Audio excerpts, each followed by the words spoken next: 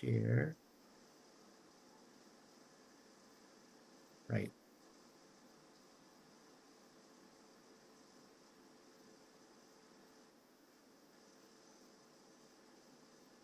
Okay.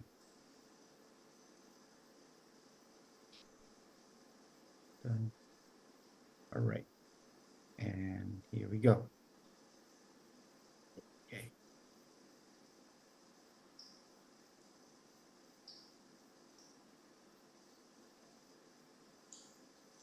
All right. Let's time check. 6:04. Okay, one more minute and then we're gonna get started. Thank you so much, Christine. You'll be the first one to talk and introduce and welcome everyone. Yeah. Thank you so much. Okay. And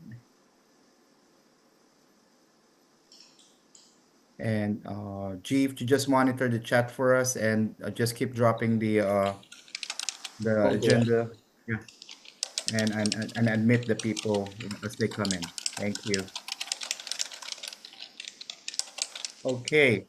All right. Are we on record now, JP? We're recording. We're good. All right. All right. Good evening, everyone. So, first and foremost, we would like to thank you for attending our town hall meeting for District 31. This is regarding NYC solves and mathematical shifts. This is a great opportunity for us to be engaged on the core curriculum math program for our middle school. And I'd like to again thank all the people behind for this meeting, especially our colleagues from District 31 uh, and also our partners, our vendors and partners for math curriculum. I'd like to pass the mic to our Deputy Superintendent, Christine Chavez, to welcome and introduce everyone. Thank you. Thank you so much. Good evening, District 31 families and community members. Thank you for being here this evening. My name is Christine Chavez, and I am the Deputy Superintendent for District 31. The New York City Public Schools has launched an initiative called New York City Solves. The goal is to ensure that all New York City students develop math skills, a critical requirement for educational, career, and lifetime success. Based on extensive research, New York City Solves will ensure that students use high-quality curricula taught by well-trained and coached teachers. Phasing in over the next few years, New York City Solves will require all middle school math classrooms to adopt a single uniform curriculum. We do not take this decision lightly, so we're making sure that we provide opportunities for all stakeholders to learn about and provide feedback on the curriculum options that we have to select from. I would like to take a minute to thank our District 31 Executive Director of Student Support and Organization, Christine Lachlan, Executive Director of EdTech, Jackie Patanio, and our District 31 Math Lead, Chris Behar, for organizing and facilitating this town hall this evening. We ask that you please stay on to the end, and there will be an opportunity for you to provide feedback at the end of this session, as well as to hear a message from our acting superintendent, Dr. Roderick Paulton. I will now turn this over to Chris Behar. Thank you so much, Christine. We're so happy to have you for this meeting, and thanks for the introduction. Uh, good evening, everyone. This would be our agenda for tonight. We are going to talk about a little bit, just a synopsis of what's NYC Solves, although you already had an idea with our Deputy Superintendent, Christine Chavez. And also, in addition, we'll talk about a little bit of the math shifts so that you can utilize this and use this when you provide feedback at the end. Uh, in the middle of this meeting, you're gonna hear three uh, great math core curriculum programs that we intend to look at and analyze. Your feedback is very important. As stressed by our deputy superintendent, very important to hear your voice. We wanted to hear your feedback. So at the end, please stay up till the end and fill out our exit survey. And once again, let us get started on what is NYC Solves. So the main goal is actually not just the curriculum. It's just one piece of the puzzle. Our ultimate goal is really to ensure that all students graduate on a pathway to a rewarding career and long-term economic security. That is the ultimate goal. So a curriculum is just one part of the road or check-in that we need to do to make sure that we get up to our destination. Now, why is this very important? As you can see, most of our high school and middle school students are not meeting the proficiency level in mathematics.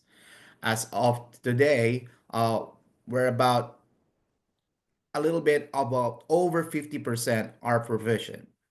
And not only that, two-thirds of our Black and Latino students are not performing at their appropriate grade level. Now, in addition, students in temporary housing and other students who have formal gaps also fall behind when they move from school to school because in every school they're using a different curriculum. Now, standardized curriculum options across all of our New York City public school would ensure all students will have access to the tools and they will be familiar with all of the features of a curriculum. So if they move from school to school, wouldn't be a problem in terms of transition.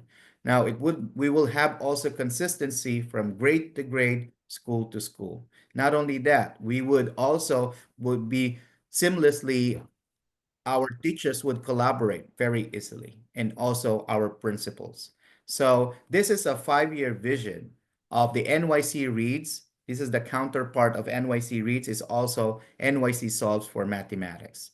Again, our main goal is to really use a high quality materials, instructional materials, so that we could be able to streamline all our professional learning.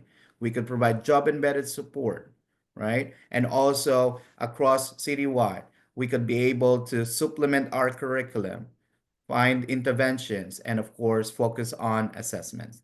So here is a also a quick snapshot of what's an instructional shifts. In New York City Public School, we also would like to make sure that we are addressing the mathematical shifts. This is a very critical factor in selecting a curriculum. And our main goal is to move from usually when you teach mathematics, we model the math. Now we want to see a curriculum that can provide sense making, right? And also we want to see the tasks, not only the tasks that are based on prior performance, but also we want to engage our students that can be accessed by all learners, like low floor, high ceiling tasks. In addition, we want to have discourse. We want students to talk with each other. We want them to talk it out. We want our students to develop their understanding through discussion protocols. And that's also some things that we would like to make sure that any curriculum has that structure and has resources for all our students and for parents. And last but not the least, we wanted to make sure that we focus on what a students can do, not the students cannot do. And that speaks about instructional shifts number 4. And these are the more detailed on descriptions of the instructional shifts. We're not going to discuss the in-depth of this, but just to give you an insight, please check the your chat box. You would be able to access the slides for you. And without further ado, we are going to call on our first presenter for tonight, and that would be our colleagues from Illustrative Mathematics. So just give it a minute or two, and they will take it over. Jawan, are you with us and the team? Yes, I am, Chris. Good evening. How are All you? right. So make sure you have access, I'm going to stop sharing so that you guys can start your presentation. And once again, thank you to our illustrative mathematics team for putting this all together for our parents. Take it away. Good evening, District 31. How are you? My name is Jawan Williams. I am the Staten Island account executive for Imagine Learning. I've been working very closely with the district as the district has decided to evaluate multiple curriculums to choose what's best for your students and the families of Staten Island and the families in District 31. So this evening, we're going to share with you the power of illustrative mathematics. My colleague, Mr. Robert Corkle, is on the call. Rob is hailing from Austin, Texas, but he's constantly in New York with us since we've been doing great work and tremendous work on Staten Island. So I'm going to now hand it over to Rob. Rob, the floor is yours. Sounds good. I'm going to go ahead and share my screen. 1 second.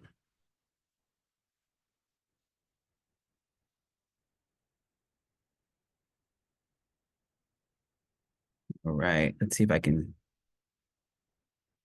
All right. So what I'm going to do in general is just talk specifically about Imagine IM and how we completely align with the mathematical shifts. We'll actually have a Q&A at the end, and I'm going to provide some more information on a family support hub that anybody can log into if you're not even registered throughout Imagine Learning, so that you can have access to all the resources as well. And so what we do is we start out specifically, this is what our base is. This is the heart of our curriculum. And so what we really hone in on is the 4 pillars of Imagine IM. And the 4 pillars of Imagine IM, our students are learning math by completely doing math, and they're doing it also with their productive struggle. So we're having that productive struggle right in the end, or right in the beginning, so that they can acclimate to the mathematical discussion process and really dive into different aspects of the learning process. And what we're doing too is we also are, in terms of high quality instructional material, we are a research proven instructional model, and I'll actually look at the model and see what that looks like in real life. We're also building inclusive classrooms for communities with our students, not just in the classroom, but out of the classroom as well. So really taking our communities in the classroom, creating those community norms, so it's a safe place for all students to love, enjoy, and learn about math. And they're doing that within the classroom, and we're giving a voice and an experience for all learners, so they can love math. That is the goal, is to love math and transfer it to real life situations. We also have enrichment in easy to use technology. We are a blended learning of print and digital experience, but the digital is extremely easy for students to utilize within the classroom, and then also taking it home with centers as well. And they have that ability too. So we're definitely a blended learning style of experience. You'll see student editions, you'll see teachers editions for the teachers, and then they can go online also, and then a lot of resources for them. Spanish is very important for us, so providing native Spanish speakers that information and those resources that are really available for them. And we're doing those with a variety of different materials that are embedded within the curriculum. We also have parent letters in Spanish as well, and also videos for parents in a family support hub that gives parents access points to every single one of those lessons or those activities, and dives into what the actual learning goal is. We do have closed captions in Spanish, and all of those letters are actually in Spanish as well, and with a variety of different languages. There are actually 11 different languages. So what we do is, within our shifts, these are the specific shifts, right? From beginning with sense making all the way to sharing high floor or high quality instructional material. And we can see that throughout as well. And within, though, I'm going to start out with that beginning with sense making. We're seeing that shift totally come over, where it used to be an I do, we do, you do model. Now we're shifting to a you do, we do, you do, we do, and then I do model. And what we're doing here is providing students more voice. Instead of the teacher being that sage on the stage, they're actually a guide on the side and helping really facilitate, not giving that kind of text talk and that lecture opportunity, but allowing students to have that academic discourse from the beginning. And then they're totally becoming involved in the mathematical discussion and completely engaged with it from the get-go. And what does it look like in Imagine I Am? And we do this with our problem-based solution or a problem-based structure.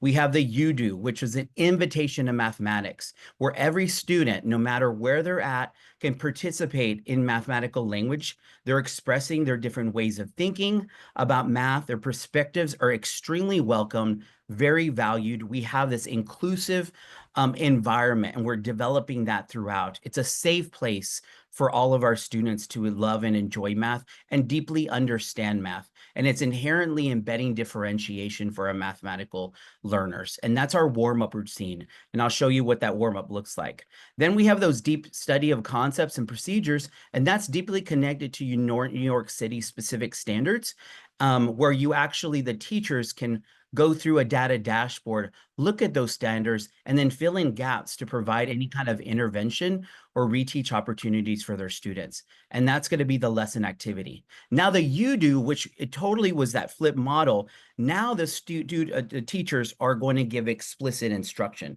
Now it's their time to provide that instruction, to hone in all the exploration and the curiosity from our learners, and then do a lesson synthesis where we're tying it up with a bow and we're actually providing those specific standards and skills that they need to learn. And then we have a cool down. We want to see what they know. We want to see what they know independently. And we do that with a little cool down at the end, like an exit ticket or a little assessment. And we gather that data. And then based on that data, we can adjust our lessons. The next one is that low to floor, high ceiling that Chris actually said earlier. And that is definitely a shift. So with a floor to floor, high ceiling, those are going to be actually our warm-ups. And we do those in the beginning where we're giving access to every student. And we do that within there. I'm going to see if I can share this where I can flip this over. We do that in our specific curriculum. And this is actually our curriculum. Looks just like this, where it's divided into grade bands, a very robust information for our teachers. And then here's that family support hub with 11 different languages and also videos with closed captions too that you can access at any time. All you have to do is go to IL Classroom. See if Joanna, if you can put that in the chat, ilclassroom.com, so that they can access that. Yeah, ilclassroom.com.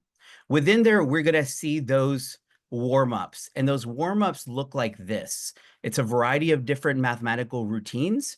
Your teachers are also going to see also their lesson plans on the right-hand side, but the students will actually see very Google-esque type of slides, and that's going to be in the digital platform where we can assign it.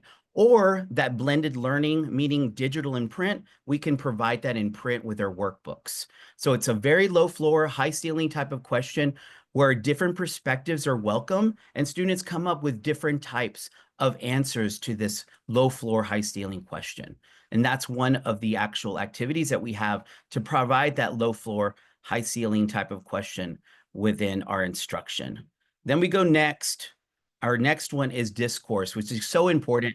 Discourse is happening from the get-go all the way to the end, from the beginning of that warm-up routine all the way to the end to that cool down. And with that cool down, what they're seeing in there is they're seeing a variety of different questions where we can gather intel.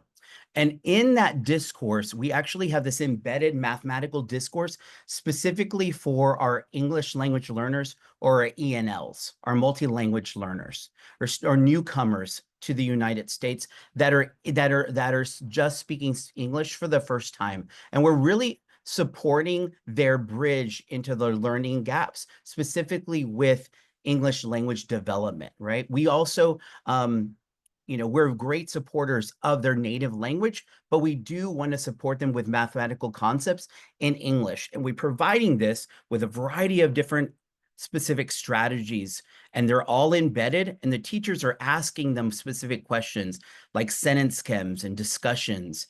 They're giving them verbal prompts and even writing prompts too, and helping them with those sentence writing too, to provide them a more in-depth support.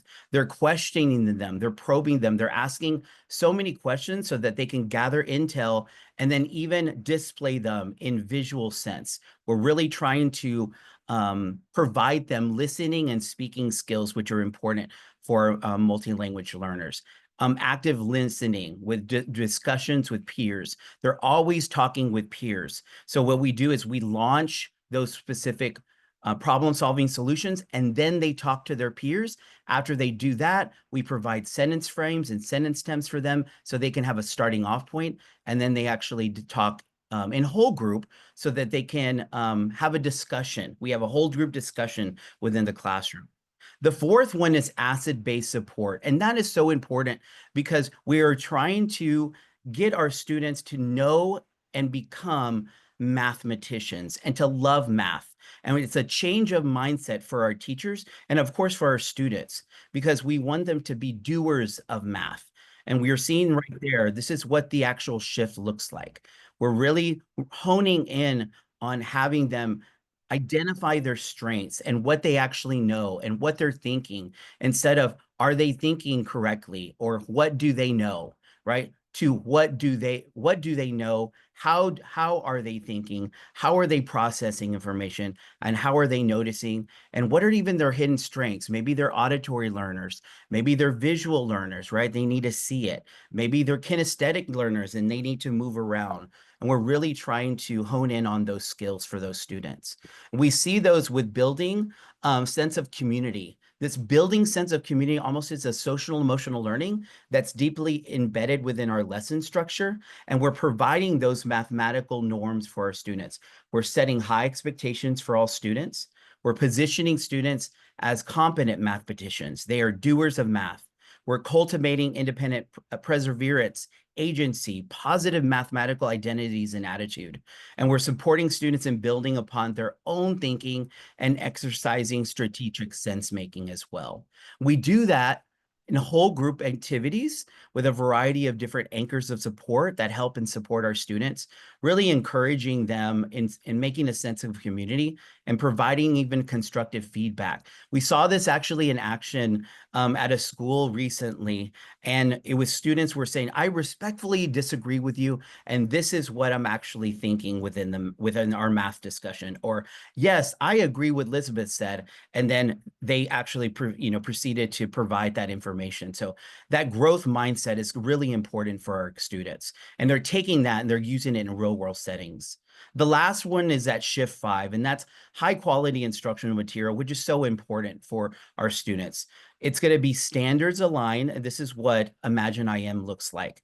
It's a best practice pedagogy for our teachers. It has equity and access for all types of learners, for students that are 504 students, students that have IEP goals, their special ed students, our ENL students, our newcomers, students that are on grade level, students that are below grade level, and students that are above grade level, our gifted and talented students, or AP students. Teachers' experiences and student experiences are very valued within there with print and digital. And then we're definitely measuring student learning. And we do that also by providing so much professional development for our teachers so they can be well equipped in their tool belt and have all these strategies so that they can provide that instruction for our students. So here's that digital and print resources that we're going to see. We're integrating 3 different aspects of mathematical rigor, like procedural fluency, conceptual understanding, and problem solving. You're also going to see applets, digital applets that our students can actually utilize within the curriculum in a digital component. Rob, Multi-language learners too. Yes, sir. Rob, can we interrupt you for a bit? I Yeah. just want to make sure we get an opportunity for the participants before Oh yeah, wraps definitely. up Yeah, to I'm yeah, finishing up. sure. Thank you. Give them a Yeah. chance to maybe ask a question very quickly, although they will be able to fill out a survey, but I think hearing from them as well. If there are any questions, can you please unmute your mic? Yeah, Do so. We definitely, have for a few sure. minutes left. I Yeah. just wanted to share also just a Sure. little bit of the information too, in terms of high quality instructional material, that we do have so much data that parents can that our teachers can actually view, and within there we can go down and really hone in on gaps for students. We Yeah. have also a lot of embedded instructional opportunities for students too. even audio support as well Great, in video. great, great. Yeah. So, do you have any questions for IM? Maybe we have school administrators with us, Rob, and also Oh, teachers nice. Okay, and so that's great. also parents. So, where we have some like how what does homework look like? Could you answer that very quickly? Yeah, sure. So the homework in terms of what we have with middle school is we have these practice problems, and then we also have additional practice problems, which is very unique for us within our curriculum. So there are a lot of practices that they can provide, that teachers can provide for parents. We also have parent videos where they can work with real life types of questions, and all of that will be in that ilclassroom.com as well. All right.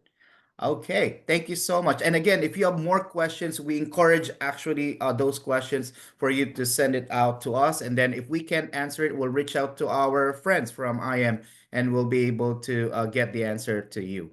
So once again, thank you, Rob. Thank you, Jawan, for this great presentation. And we'll keep in touch.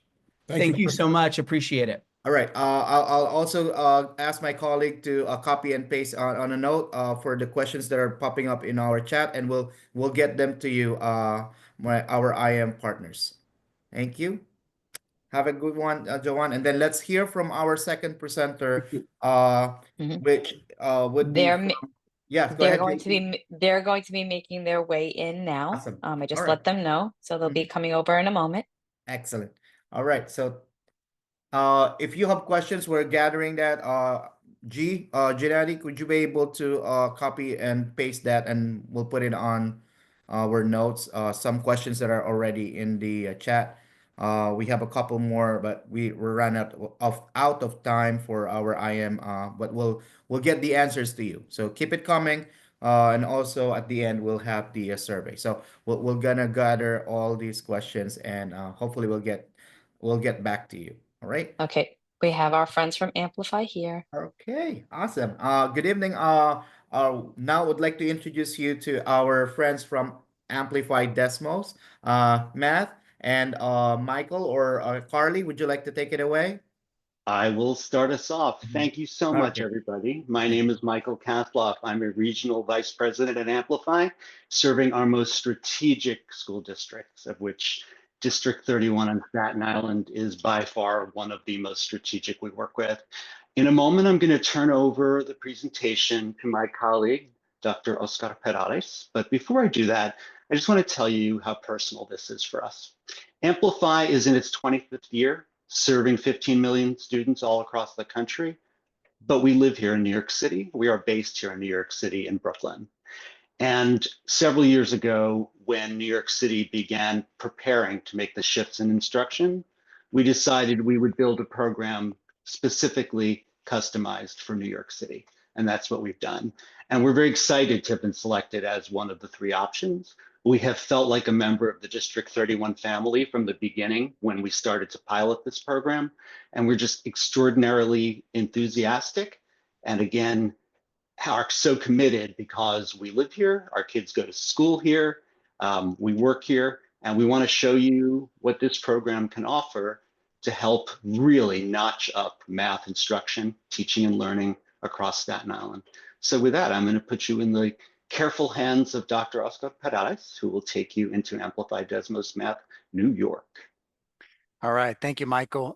Good afternoon, friends. As Michael mentioned, my name is Dr. Oscar Perales. I'm a former math teacher, instructional coach, currently a specialist. And I'm here today. I'm excited to share with you a little bit about our groundbreaking program, Amplify Desmos Math New York, truly a core comprehensive curriculum for K-12. Big emphasis on the based on. We are based on illustrative math. So if you're familiar with that, you'll see some of the influence there in our scope and sequence, in our student-centered approach. However, by not being certified IM, that actually gives us flexibility to be able to make changes to the curriculum where we see the best fits, number one. Number two, we're also able to really leverage our unique Desmos classroom technology to really amplify and enhance the print experience for both the teacher and for the students. our Desmos classroom technology is the gold standard for math instruction. And so that gold standard, that the Desmos classroom technology, you see that that's the engine that drives our approach to our suite of math resources. So not only will you see that approach in our core instruction, but also in our approach to how do we provide personalized learning for our students? What kind of embedded intervention supports we have during or after the lesson, as well as a robust screening and progress monitoring to really help create a strong learner profile for you to recognize where's my child at the beginning of the school year, not having to wait midway through the year, if you will. Here's Amplified Desmos Math New York. A lot of times folks, they hear the word Desmos, they think it's just digital. Yes, that is still part of the program. However, now we have the robust print as well with the student and the teacher edition available. Not only do we have all of that, but we also provide ancillary books for additional resources that teachers might need in the classroom, whether that's additional practice alongside of what's already there in the program, as well as resources like math language development for every single lesson to ensure that we're really meeting the needs of all of our students, as well as the opportunity to have optional manipulative kits to, again, really drive point to home that this is truly a blended learning approach to teaching and learning, if you will. A couple quick hits about Amplified Desmos Math. When we talk about the New York City Solves initiatives, there's really a lot of parallels between those initiatives and our core tenets, our philosophy to Amplified Desmos Math, which I'll be sharing with you in a second.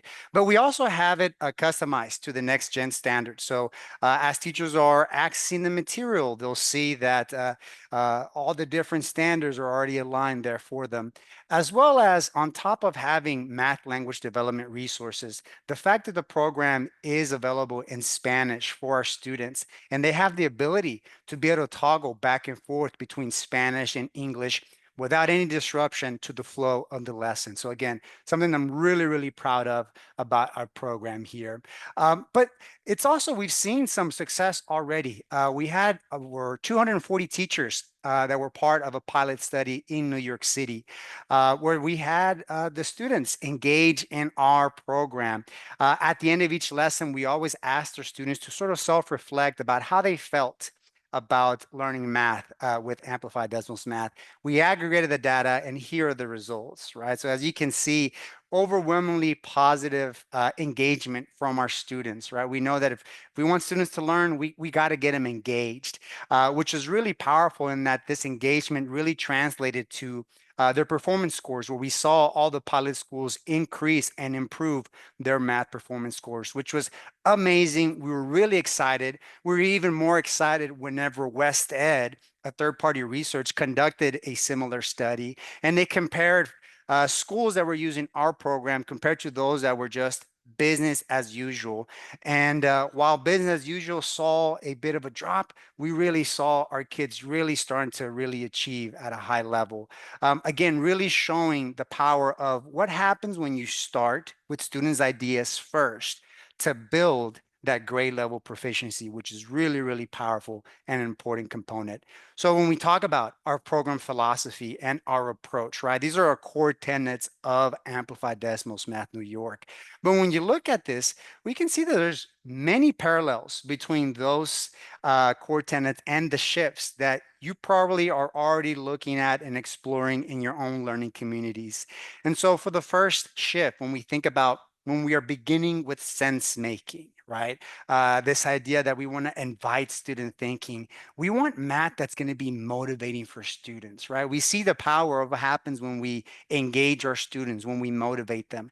And so what I really love about our program is this connection to literacy, right? That we want to develop math literacy through story. So as you see here in this example in grade 8, where even before students get a chance to play around and explore what makes a proportional relationship, this lesson is actually it's launched with a quick warm up. Hey, watch this short little video here and tell us, what story can you write about this, right? We want to invite that thinking, that informal thinking that our students might come into, because I want to use that and leverage it to really drive the learning moving forward. But not only do we see in the literacy component, but they'll see this, the motivation through these delightful digital activities and tools like in sixth grade, right? Where we're asking students here to write and solve equations, but not just write and solve. We're asking them to actually create their own equations, right? They're setting up, they're exploring it in a problem-based setting where they're selecting different animals here. They're checking it out. They're using that Desmos magic, that responsive feedback, right? To let them know, right? It's thinking alongside with the students, not for the students, which is a very clear distinction about how we want to leverage tech in the classroom. But again, as you see, right, it says that student devices are recommended, but they are never required. We want to be able to provide that flexibility for students to be able to learn on or off devices as well. So again, we're starting with sense making, right? We want to invite that student thinking, and so we know that we want to have these rich math tasks, right? That's the draw to the low floor, high ceiling task. And really, when we think about if we want to invite student thinking, how do we ensure that we start with their ideas, but how do we ensure that we finish to the learning goal? How do we make sure that we're tying that big bow at the end of the lesson to ensure that we're getting to that grade level proficiency? That's our unique approach, a structured approach to problem-based learning, where what we are asking is this shift in mindset, right? From going from how do I teach students to get the answer to this problem to how do I use the problem to teach the math? Right? That might not seem like a much of a difference, but it's a very powerful distinction there, right? How do I use the problem to teach the math, right? And so you'll see these low floor, high ceiling tasks are already a part of our program. Every lesson starts with this sort of warm up here, right? Where we want the math to be accessible to all the students, and we want to provide them with opportunities for them to explore it in more interesting and challenging ways, like in sixth grade here, where they are learning about equivalent ratios and they are literally comparing apples to oranges, right? In a safe space where they can make mistakes and no fruits are going to be wasted whatsoever during this activity here, right? So we have these low floor, high ceiling tasks. But again, how do we ensure that we're getting to that learning goal that we want our students to have at the end, right? So you have this lesson design, which is the structure that you'll see across all of our lessons here. Lessons are structured for about 45 minutes, but you can see how we're going to start with students' ideas first. Once we start with students' ideas, as they engage in the activities, we want to start developing their thinking. We want to give them opportunities for them to work collaboratively with each other, with the software, with the teacher, right? I'm going to have, instead of having a big teach moment at the beginning or at the end of the lesson, I'm going to have key teach moments throughout the activities to ensure that I'm going to start with students' ideas, but I'm slowly bridging the gap towards that grade level proficiency so that by the time we get to the synthesis, right, I can really be that sage on the stage. I can really make those clear learning goals explicit for my students. And then even after the fact, I really love this component about our program of we get done with a lesson. What do I do next? What do I do if I have some students that need more practice? What do I do for students that just really did not understand that lesson? What kind of supports do you have? And you'll see that in our reinforcement component. So if we look at a quick example, right, of a lesson from a teacher and from a student side here. This is in grade 7. This is floats and anchors where they're learning about adding, subtracting integers. And so we're going to start, right? We're going to launch the lesson. You do. You do the work as a student. We're going to ask them to click around, get familiar with the technology. And we're just asking them here, hey, what do you notice? What do you wonder, right? We're setting the stage for understanding adding and subtracting positive integers, but we're starting with students' ideas first, right? And then once we launch it, then we start going into this monitoring component, right? Where they're developing their thinking. We're going to ask them here to try out multiple solutions. Can you find at least 2 more ways to capture that star, right? And even if they make mistakes, right, they can leverage the technology again to be thinking alongside with the students, not for them, which is again really, really powerful. But again, we're not just using the technology to just give them feedback and me as a teacher sitting back. No, me as a teacher, I'm still driving the learning forward. I am anticipating, I'm monitoring for student thinking along the way. And so I love how we have these in the moment support for teachers, these differentiation tables, which in the moment, right then and there, what do I do if I need students that need help support to get started? Here's how you can respond to their thinking. Or what do I do for some students that are really already excelling at this point in the lesson? How can I stretch? How can I challenge their thinking a little bit more? So you'll see that embedded throughout our lessons there. So that by the time we start making some connections, right? We started with students' ideas first. Now we're starting to develop that procedural fluency, like we see in this repeated challenge screen, where they get a chance to just practice that skill of adding and subtracting positive integers, but still in the context of floats and anchors, right? And again, there's that moment, that teach moment where I'm being explicit. I'm going to make those connections, right? There's my direct teach opportunity to make sure that I'm making the connections to the learning goals as we go along. And so this idea, right, with the structure that we want to have these low floor, high ceiling tasks, we want to leverage discourse to develop understanding. It's this idea that student thinking is really valuable and we want to make it evident, right? We want to celebrate student brilliance. Right answers, wrong answers, it is part of the learning process. And so what's really powerful, again, the gold standard here, the teacher dashboard of I can have my students join an activity and I can progress monitor. I can see exactly where they're at, what they've done right, what they've done wrong. Where do I need to jump in and give them feedback?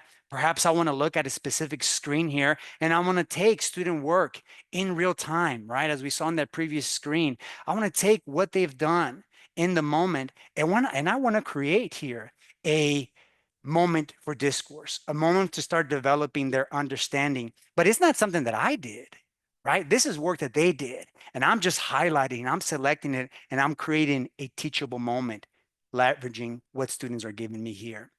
And so even not even from additional to that, right? This idea that we really want to support all of our learners. So we have all these different language supports that we have embedded.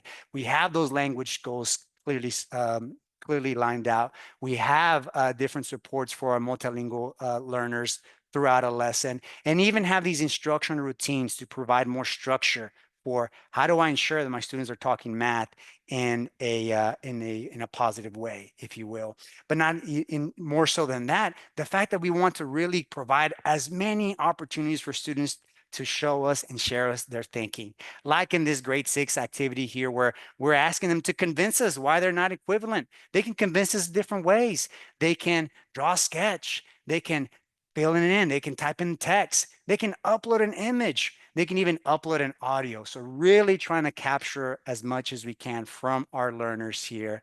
And then finally, as we think about this idea that we want to really think about assets, what students really do well, how can we highlight them? It's this idea that we want access for every student every day. I love this quote here from Phil Darrow, who helped design this curriculum.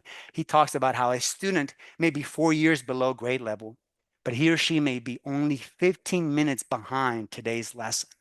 Only 15 minutes behind today's lesson. So what can we do here and now in those 15 minutes? That's our reinforcement piece, right? Here's our support. It could look like in a mini lesson format where we're having more of that tier 2, tier 3 small group intervention. I'm working with 1 or 2 students here, that more that explicit, that guided practice, that modeled review there. What I really love about this, it has really user-friendly language. So as a parent, I want to be able to support my child at home. I can leverage these mini lessons because the instructions there are really user-friendly and only 15 minutes. I can support my child at home for 15 minutes along the way there, even how I can move forward and recommend next steps. But maybe even our Boost Math personalized learning, that's that adaptive practice where I want to sit my student, my child, and have that adaptive practice, that virtual tutor there that's tied to core lessons in the program, as well as even fluency, right? I want students to practice their, their math facts. We all remember the multiplication cards and memorizing this. The fact that now we see research shows that we want students to not just memorize, we want them to see it in multiple ways, right? We want them to see the different visuals to help them really internalize the math, so we can make sure that we're making that fact fluency that much more evident along the way. And then finally, we know it takes a village uh, to take care of our child, right? And so we want to provide a caregiver hub. In a second, I'm going to drop in the chat here the link to the caregiver hub. But just to really call out, right? We understand that this is a shift. We understand that you as a parent might be trying to figure out, how do I support my child? We want to support you as well, right? What is Amplify Desmos Math? What does a lesson look like? Or how can I even support the math learning at home? Whether that's by, hey, find the math in everyday life, or reviewing practice problems together, as well as emphasizing that, hey, getting stuck is totally okay and part of the learning process. And so with that, I want to end here and again close. We want to center our program around student thinking here. We want math that's going to be motivating. We want to value what they do. We want to provide structure, as well as make math accessible for all of our students. So with that, I want to make sure that open it up for, I know we have some Q&A here, Yep. and open it up for that. Yeah. Absolutely, Dr. Perales. So thank you so much for that great presentation. If you could just take a look at the chat, or we can read it for you. I'm just gonna get started. As a busy parent, I just need quick, clear examples to follow so I can help my child. Can you be able to address that directly, or some of those elements? How? Yeah. Yep. Absolutely. This I'm is a just going very to good share question. that Go with ahead. you right now. Yep. Yeah, I'm going to drop in the chat here. This is the link to our caregiver hub. And so, yeah, without a doubt. So, yeah, how do I provide support for my child at home? Some different examples.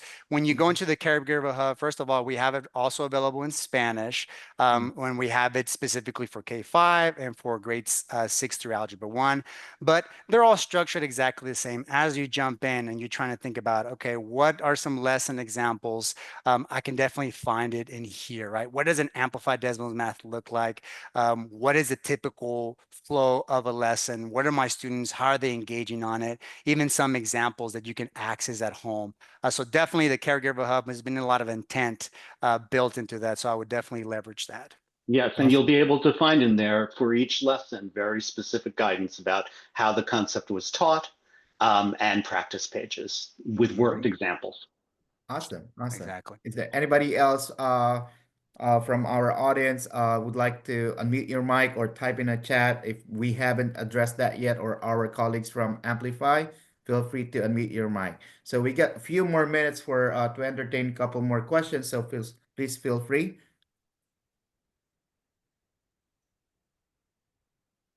Okay. All right. So I guess we gonna give you your last word, Dr. Perales and Michael and Carly, before we uh I'll end our gladly. presentation for Amplify. Go ahead. Thank you. And yes, there was a question about monitoring and tracking student progress, Okay. entirely built into the program. As students Cool. develop additional assets, they'll become visible, and they're all available to be reported to teachers and to administration and to families. And what I'm going to close with is this. You know, you're seeing me, you're seeing Dr. Perales, and you're seeing Carly here. We are part of a team that intends to move in and surround this district with support, not just to roll out the program, but continuously. Teachers are going to need support in the classroom, modeling of lessons, coaching side by side. And again, this is personal to us, so our commitment is very, very strong. We want to see every child succeed, and we know that that begins by helping every school succeed in learning and implementing the program. There is a demo account that everybody is able to access. I see that question for, I can say that for our program, I'm sure, yes. So Mr. Behar will send out those demo accounts. I just want to sincerely thank you for your time. This involving the community in this process is critical. Yes. And we look forward to supporting your learning.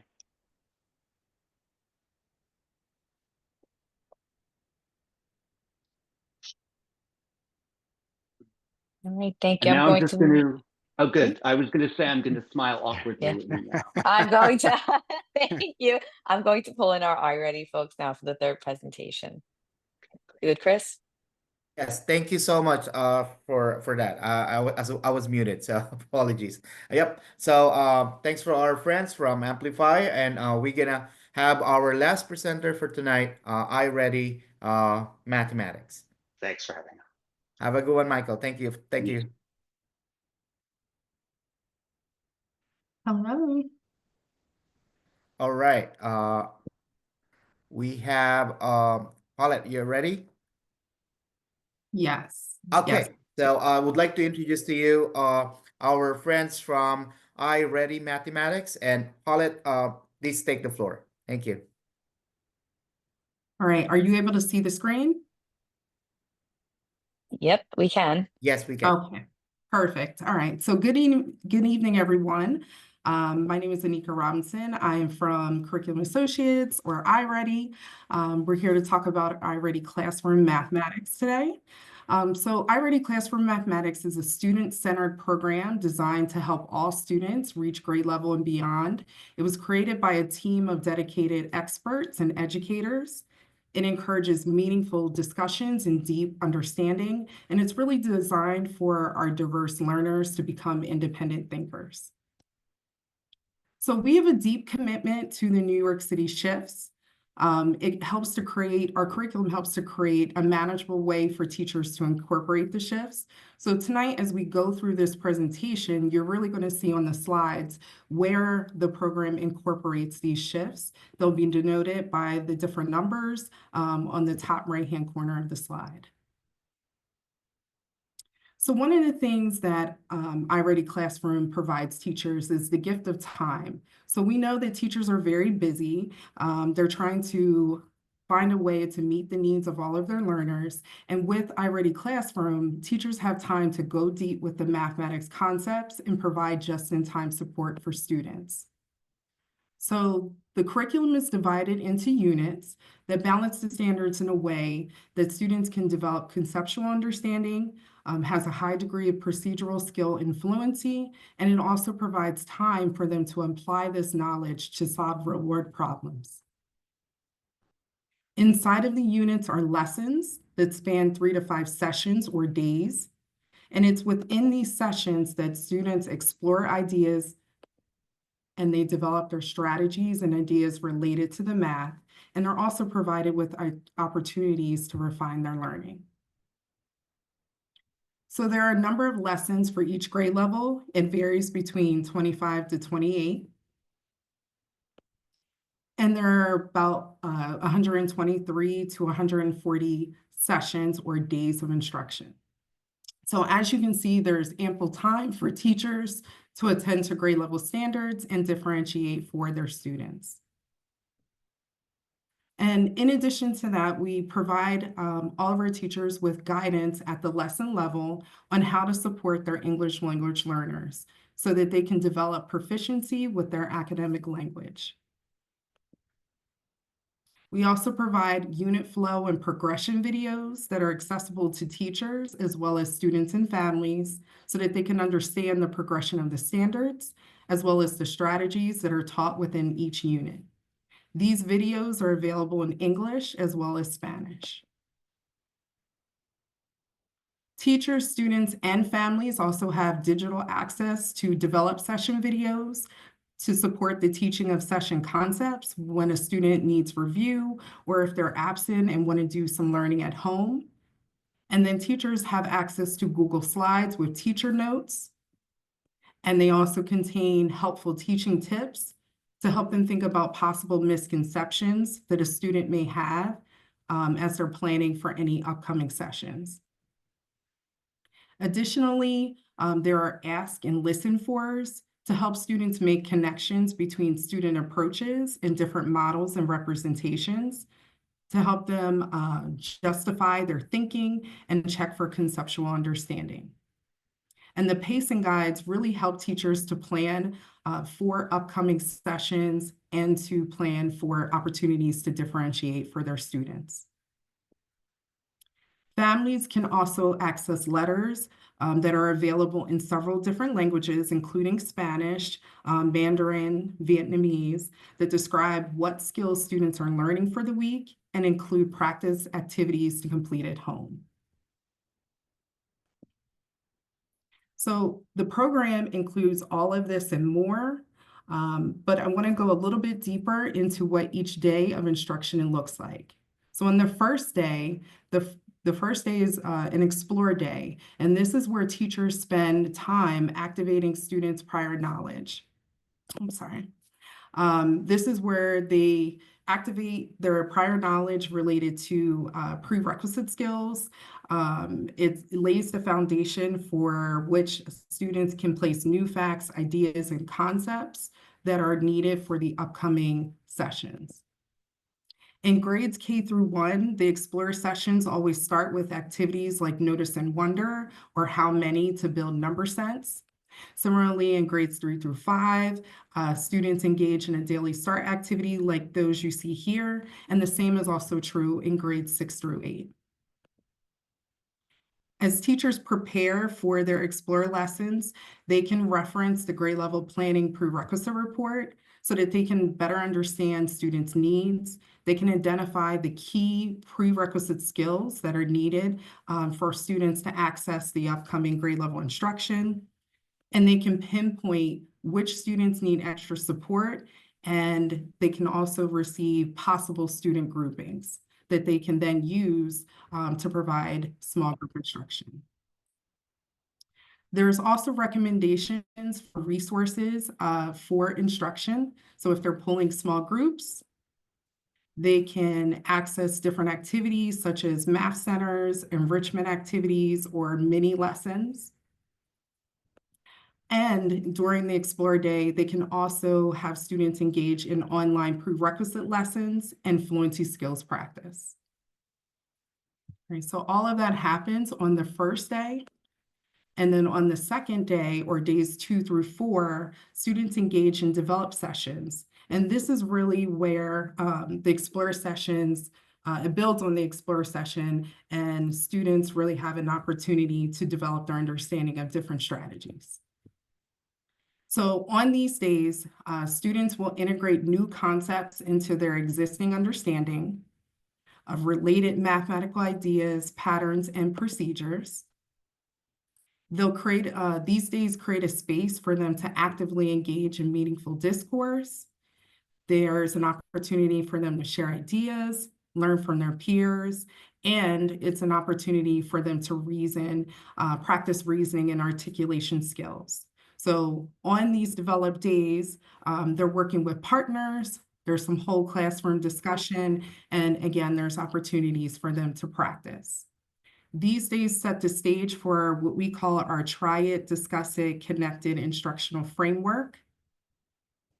And with the framework, students really develop meaningful math conversations that are really focused on sense making. So students will solve a problem independently, then they'll share and discuss with a partner. And while the students are sharing and discussing solutions, the teachers will have an opportunity to listen into those solutions and select strategies to share out for whole classroom discussion. And then after that, students will have an opportunity to make connections between how they solve those problems and the strategies that they've heard from other students.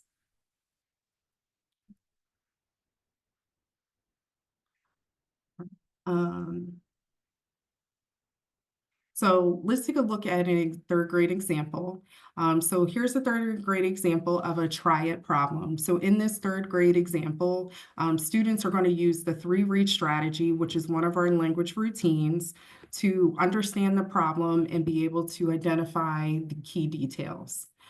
There are other routines that are available, things like co-craft questions, notice and wonder, say it another way, and all of those are different choices that the teacher has that they can select from as they deem appropriate for the type of task.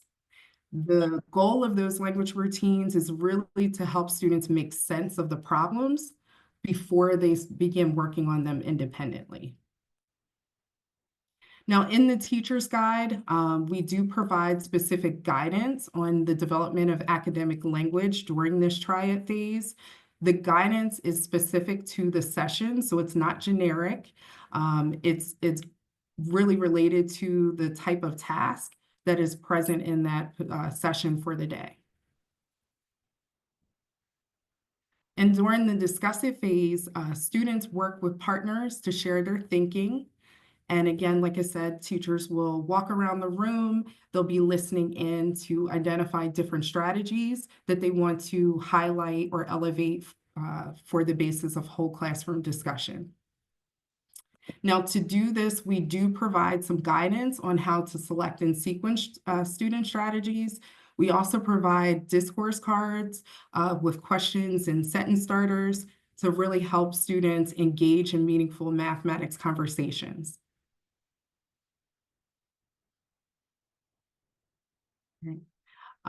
Sorry. Students also during this day have the opportunity to explore different models and strategies. So they'll see drawings or maybe different graphs so that they can build their understanding through problem solving and discourse. Now, in the connected phase, which is the last part of the instructional framework, students will link their own understanding or reasoning of the problems to others to really cement the learning for the day. So again, we provide some guidance for teachers on how to check for understanding, facilitate this portion of the session, and how to tailor the instruction through differentiated tasks to either reteach, reinforce, or enrich what is happening on that day. Now, the Apply It also offers opportunities for students to demonstrate their thinking with new problems. So here they're presented with a unique task that is similar but a little different from what they've seen before that day so that they can demonstrate their understanding. Now, again, we want to help all of our students be able to kind of see themselves in the session. So we do provide some protocols for engagement with every lesson so that we can engage students and we can kind of affirm their identities. There's different things like buddy read, stand and share, call and response that teachers can select from. These are unique, again, to the specific session that they're working on at that moment. One other thing is in terms of building the capacity of teachers and providing professional development on how to implement the instructional framework, we do offer online educator modules and planning guides for each type of session. Now, the Try, Discuss It, Connect It routine aligns with the New York City educational shifts as well as the standards for mathematical practice.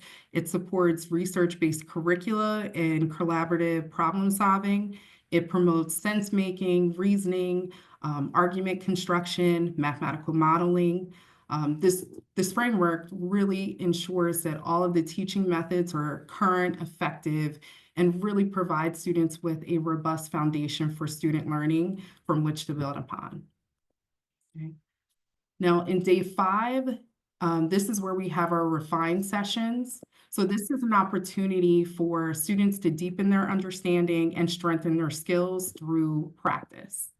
So teachers can pool students for small groups during this day. They can employ station rotations based on student needs. They can also have students work independently.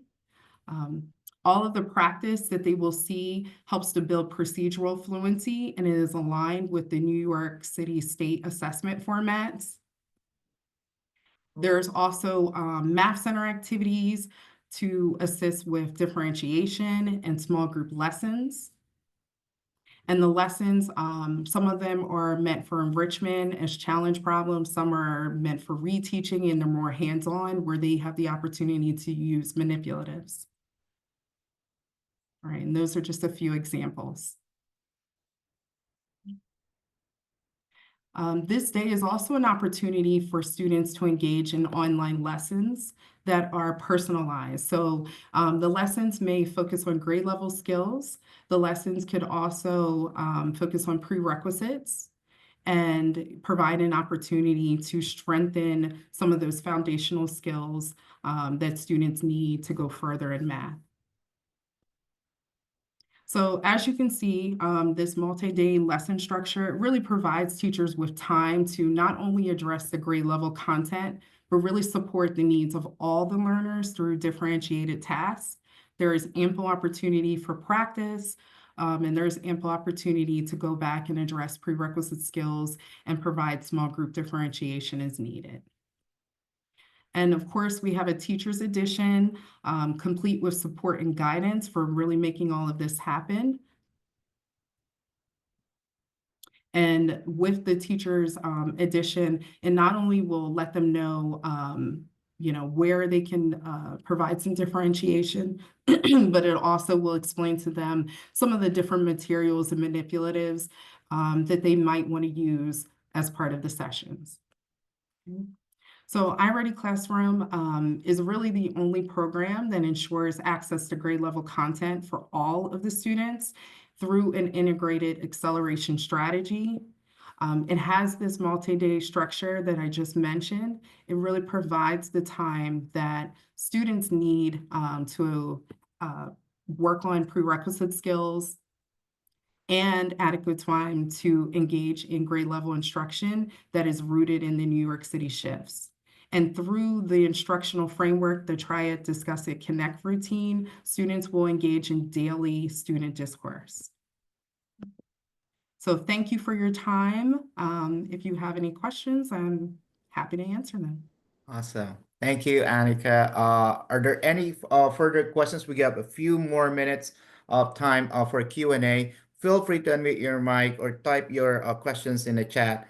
And before you answer any questions, Annika and also Paulette, I just wanted to remind everyone that we already included the demo access account if you need it for this for all three programs. So if you're interested, just access our agenda. It's in there. It's hyperlink. And thank you to Jackie. She puts I think she already included all the links that you will need because it's not easy to listen to 15 to 20-minute presentation. So you may need more time, especially we have school administrators here with us.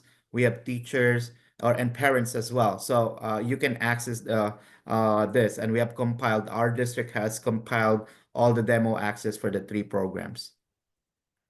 Okay, so it seems like we have one. Yes. Annika, you want me to read it for you? Or you want Oh, I to? can see it. Yeah, I can see it. So the question is about the importance of parents and what resources are available for parents. So there's several. One that I know most parents really appreciate are the family letters.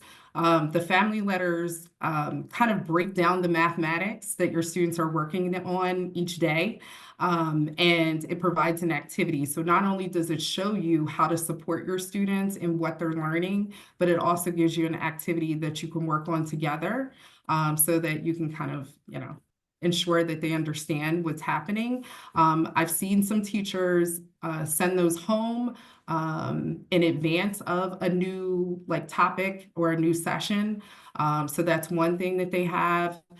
We have developed session videos that I mentioned earlier that you can watch to learn what the new concepts are, or to learn about the new strategies that are being presented in the sessions.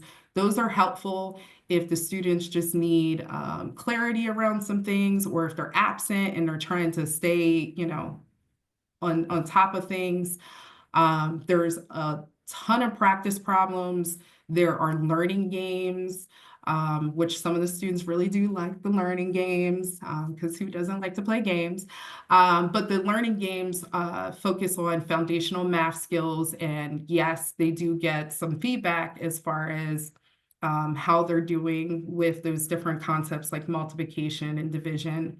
What else can I tell you is in there? We have progression videos. So if they're starting a new unit, those will also talk about the standards or skills that are coming up within the unit. Is language support embedded in the program? Yes. So for every single session, there are many different call outs for teachers. One of them is how do you provide support to English language learners who are in different levels? So for example, how do you provide access to certain academic language for your newcomers? For students, we do have the lessons available, or sessions, I'm sorry, available in Spanish. And so oftentimes what teachers will do is they will print those out so that the students not only see it in English, but they have it in Spanish, so that anytime they can just, refer to the Spanish version. There also is a glossary that's available in Spanish, and some of the online lessons can also be provided in Spanish as well. But there's a lot of different resources that are in Spanish. Some are some things, like I mentioned, the family letters are available in other languages as well. Okay. Are there any more questions? It seems like Paulette was able to answer some of the questions as well, but Perfect. if there are some more, please keep it coming, or unmute your mic or type it in our chat. So are there any more questions, clarifications? All right, would you like to address one more? Oh, go ahead, Teddy. Go ahead, Teddy. Thank you, Christopher. Not a question directed at any one particular presenter. I don't know if this is the time to do that. I want to follow the agenda. Thank you. All right. Would you like to answer one more question, Annika, from that last question about, given that math today involves significant amount of reading, how does this program support students who may struggle with reading to ensure that they can still understand the mathematical concepts? Yeah, so there is guidance for the teachers on how to support learners who need help with like language support. There are, for example, like when they're breaking down the task, it will have them to help them understand the task by using, I'll call it a KWL chart, but that's not what we call it. But it's similar to a KWL chart where they'll pull out the key pieces of information, they'll unpack the task, and then they'll have an opportunity to read it as a whole class 3 times. The other things that are in there are academic vocabulary. You will be so amazed at how well the students begin to use the appropriate academic vocabulary as they work through the program, because it's just naturally embedded in there, but it's not in such a way where it's like, okay, sum equals this, and they're practicing writing it down. It's provided in context. So if you are a struggling reader, you have some context from which to build upon, as opposed to just reading a definition and having to make sense of it. So those are just a couple of examples that I can think of off the top of my head of how we support some of our struggling readers. Okay, great stuff. Okay, anything else? Going twice? Okay. So Anika, you want to say a few words, or Paulette, before we end our presentation for iReady Mathematics? Yeah, I mean, Thank you. Oh, Paulette, was that you? Yeah, you can go ahead. Oh, okay. I just wanted to say thank you for having us this evening. We would just be so excited to partner with you all. We really believe in this program, and we think it would be an excellent fit for your students. And anything you need, any questions that you have, please feel free to reach out to us, and we'd be more than happy to answer all of your questions. Okay, thank you so much, and we're gonna keep in touch with you, I'm sure, with our iReady math colleagues. All right, have a great evening to you guys. And then I would like to call on, is Dr. Paulton here with us to do our closing remarks? Dr. P? I am. Good evening. All right, Dr. P, the floor is yours. Thank you for Thank joining you me. so much. These questions were amazing questions, and I hope that we'll be able to get some answers that we could share later Chris. So I hope everyone is doing well. Thank you for joining tonight's math curriculum showcase, especially our parents, educators, students, and our school leaders. Special thank you to you, Chris, and our district's math lead, who is our district's math lead. He's a one-man show, and he does a really excellent job We're a team. We're a supporting our team, school. Dr. P. Say it again. We're a team. We have You are a team. Gennady and So I JP was as well here with us. Thank you. Yes, so I was going to thank Jackie Patanio for supporting, our EDSO, Christine Lachlan, and of course, Deputy Superintendent Chavez for doing that amazing opening in my absence. And of course, the rest of our standing district team for making tonight's event possible. Because even though Chris is the math lead, he depends on so many others from across our different teams. So Chris also was a pivotal role in organizing tonight's showcase and bringing together our three incredible vendors, IM, Amplify, Desmos, and iReady. Each of them has been instrumental in our shared vision to ensure that all students receive high quality math instruction and that our educators have access to top tier professional development. As you can see, selecting the best curriculum is a complex and important decision. That's why I could not do it on my own, and that's why I wanted your input. Tonight's feedback will play a crucial role in determining the program that's best for our schools and for our students. I want to note, and it's very important that I say this, that the implementation is planned for the 25-26 school year and will apply to middle school students only. So elementary and high schools are not required to implement this a new math program for the next school year. However, all middle schools students will. Additional implementation decisions may follow based on how the implementation goes in our middle schools. So, for example, if we like the program that we implement for next school year, then we might expand officially to our elementary schools and possibly our high schools. Lastly, I wanted to share that tonight's recording, along with the links to New York City Solve's resources, will be available on our website, www.district31nyc.org. That's www.district31nyc.org in a couple of days once we are able to post it. I encourage you to explore these materials at your convenience, and you'll also have the opportunity to provide additional feedback. Additionally, a group of middle school teachers selected by their principals will participate in a focus group to review a unit of study and offer additional insights. We also plan to pilot a unit later this spring, so more to come on that. Finally, you can expect a selection decision by early April. We hope to officially announce it at our next District 31 CEC meeting, which will be held on Monday, April 7th, 2025. So once again, thank you to our presenters, our district team, and most importantly to you for taking the time out of your busy schedules to join us as we make this important decision and being part of the discussion. Have a wonderful evening, and I hope to see you all again, whether it's online or in person, as I continue to walk around Staten Island, visit schools. Thank you, Dr. P, for that great closing statement. Please do not forget to do the feedback. It's very important to hear your voice. We want to hear your feedback. Please don't forget to